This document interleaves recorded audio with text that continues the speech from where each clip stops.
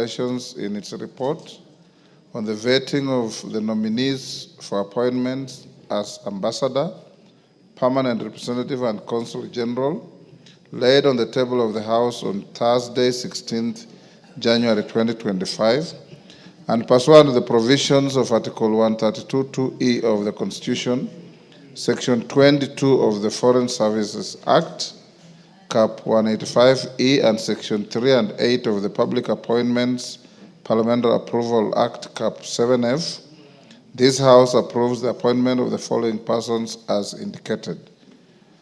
Dr. Andrew Karanja, Ambassador, Brasilia, Brazil.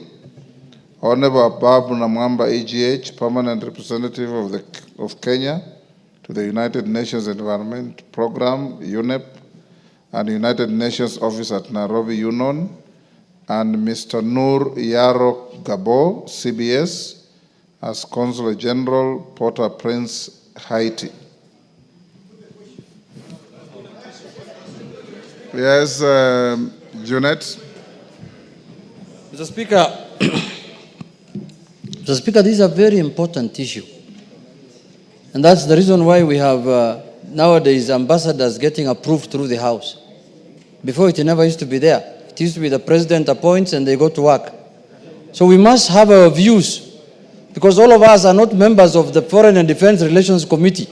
We were waiting for the committee to present their report here so that we can give our views and opinions on it, Mr. Speaker. Having said that, Mr. Speaker, I stand to support this motion, but with a very heavy heart. Mr. Speaker, as a former foreign minister, and you know that area very well, and you're a diplomat, Mr. Speaker, the Foreign Service is not a dumping site. If you have served as a cabinet secretary and you have been dismissed due to incompetence, due to negligence, due to all kind of manner of accusations, and then you are appointed as an ambassador, Mr. Speaker, what is this knowledge that you could not use to run a ministry, that you are going to run a department, you are going to run a foreign embassy, Mr. Speaker?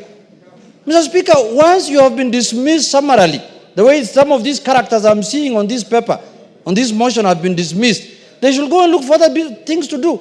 You can do farming, you can do other engagements in the country. It's not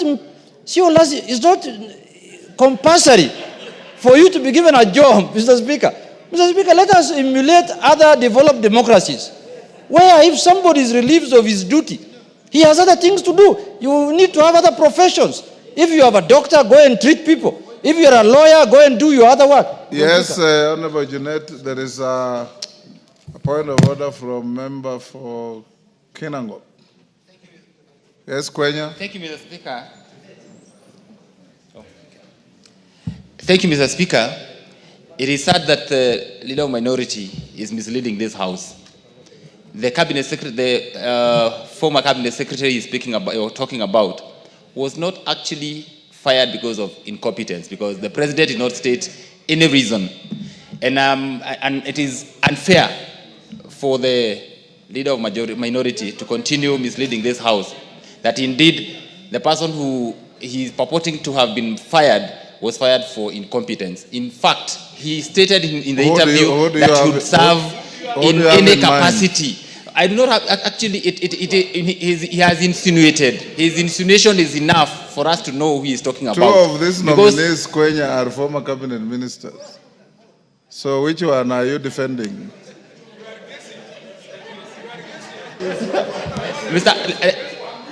Mr. Speaker. Both number one and number two. Yes, both number one and two. Mr. Speaker, none was fired because of incompetence. And we took them through a rigorous process where we were vetting them. And they are equal to the task. And indeed, they said that they can be assigned any role by the president. Honorable Kwenya, to the extent that the appointing and firing authority gave no reasons, it is left to anybody's conjecture. So Junet is not out of order.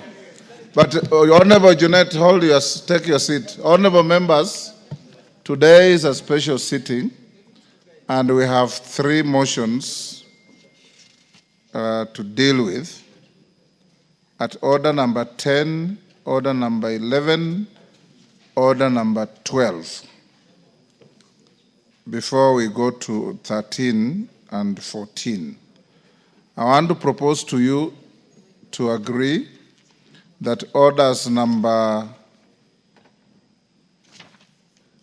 10, 11, and 12 were assigned them an average of an hour each. If you want to truncate the time, so much the better. I will watch the trend of contributions. If it's repetitive and tautologous, I will invite the mover to reply. If there are different views, I'll be happy to hear them. So Junet, go on. Is that agreed by the House? Yeah, go on, Junet. Yes, Kainan? Pardon? You will contribute if you catch the speaker's eye. Go on. Mr. Speaker, I am happy that you protected me from the wrath of Honorable Kwenya, because maybe one of the nominees is from his village who has been dismissed, Mr. Speaker, and now who's seeking a job through ambassadorial appointment. But Mr. Speaker, I think the House should look into this matter in the next appointment. Mr. Speaker, why should you be appointed, if you are a cabinet secretary and you are reassigned to become an ambassador, then that's fine. It is a matter of fact that you've been relieved of your duties. Especially, I'm sure the one Kwenya is alluding to is a cabinet secretary who served for barely 3 months. Why should you be relieved of your duties of barely 3 months if it's not out of incompetence? What else can it be? If it's on health ground, then you should not go to another job. You should go back and stay at home. Mr. Speaker, why am I saying so? Because I want competent Kenyans who are career diplomats to get space so they can serve this country at the level of the apex of ambassadorial work, Mr. Speaker, which is an ambassador, as has been said by the chairman of the committee himself, Mr. Speaker. Mr. Speaker, foreign service is a calling. It's a very important job, Mr. Speaker. It's not a job that can be done by anyone, Mr. Speaker. It is a job that requires certain skills, Mr. Speaker.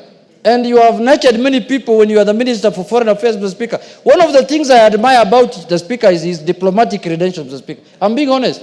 Because we have fought here many times, and you tell me even in our mother tongue, it's dodgy, it's dodgy, it's dodgy. Calm down, man, calm down. Mr. Speaker, it's dodgy, quote in quote. So, Mr. Speaker, this is a job that requires special skills. What skills is that you could not run a ministry that now you have acquired within the last 2 weeks so that you can go and deal with it in those foreign embassies, Mr. Speaker. So, Mr. Speaker, this process must be taken seriously. Secondly, and most importantly, when somebody is being given a job of ambassador, please, I'm asking the executive they should do a due diligence. You cannot give somebody a job, and when he's told to appear before the committee is when she says, no, I'm not interested in this job. There are many Kenyans who want that job. Surely. Why should you be guessing whether this person wants the job or not? A former cabinet secretary was proposed to Parliament for vetting as an ambassador for which country? Ghana, Mr. Speaker. This is the second time people are declining to go to Ghana. Initially, a former member of Parliament declined. Now the former cabinet secretary again declined. Why should we be begging people with jobs when there are many Kenyans who are jobless, who have the requisite qualification to go and serve this country in Ghana? And you know, in Ghana, that is where the headquarters now of the African Free Trade offices are. We need a very important person there, not jokers who don't want jobs, Mr. Speaker. So, Mr. Speaker, if under this, maybe this now, you know, we are the ones now who are sending experts to government. So if there are no experts on this other side, let them tell us, we shall give them experts to go to Ghana, Mr. Speaker, under the broad-based arrangement, Mr. Speaker. We have experts who can go and work in Ghana. If you give me 10 minutes now, I'll produce one.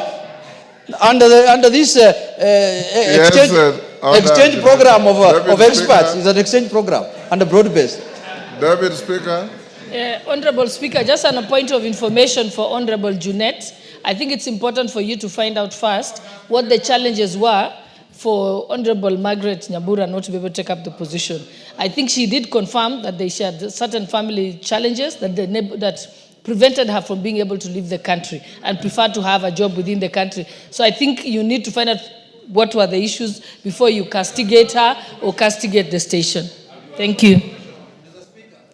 Mr. Speaker, yes. I think the Deputy Speaker did not hear me well.